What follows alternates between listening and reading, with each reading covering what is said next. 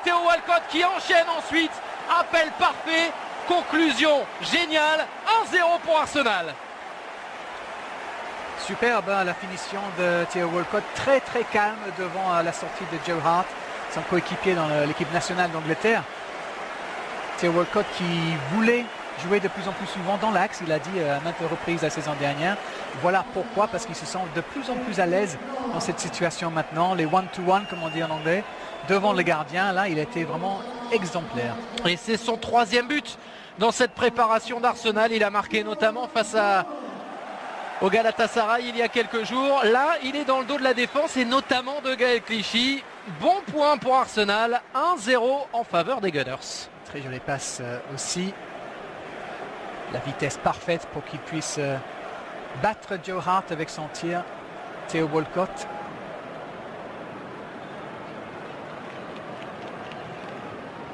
Et dont on se demandait s'il allait prolonger ou non son contrat en fin de saison dernière. Finalement, il est resté à Arsenal.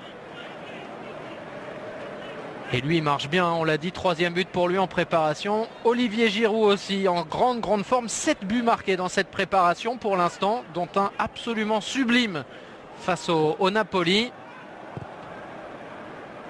Et ce sera intéressant de le voir à l'œuvre. Alors que l'autre avant-centre français, Yaya Sanogo, lui, est blessé.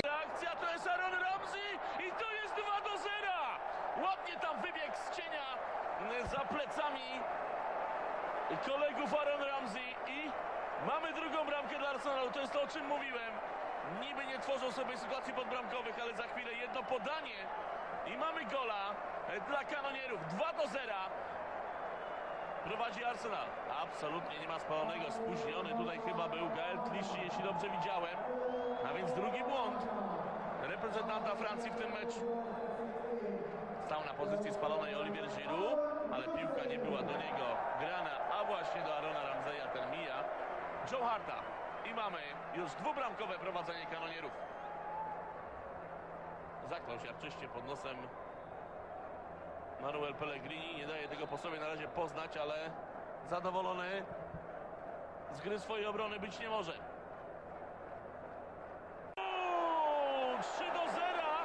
To jest knockout w Helsinkach.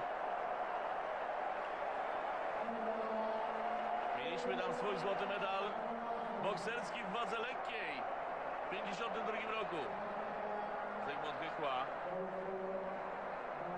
A tutaj wyprowadzający ostateczny cios Olivier Giroud po koszmarnym błędzie Vincenta Kompanego i chyba niepotrzebnym desancie Joe Harta. Trochę rozpaczliwe było to podanie, ale dotarło celu. No i Olivier Giroud zachował się naprawdę bardzo dobrze, z zimną krwią, lobując bezradnego jak dziecko Joe Harta. 3-0 prowadzi Arsenal. Tak jest. Tutaj należy już bić tylko brawo. 4-0! Chyba spalonego nie było. Fenomenalne to zagranie Theo Walcotta. Gwizdek sędziego i chyba jednak spalony. Pokazuje Giroud, że jeśli był, no to taki niewielki, na półmetrowy był, ale akcja cała na... Negredo wygrał tę rywalizację. Negredo! City nie powiedziało chyba jeszcze ostatniego słowa. Ograł Kościelnego. Negredo posłał piłkę między nogami Fabiańskiego i tak oto na razie honorowa bramka dla Manchesteru City.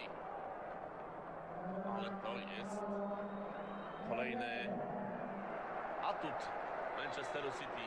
Ta fizyczna walka Negredo z Kościelnym zakończona zwycięstwem Hiszpana. No i kiedy wydawało się, że Arsenal już spokojnie dowiezie i będzie kontrolował bezpieczną przewagę. Nadal jest bezpieczna, ale już mniejsza.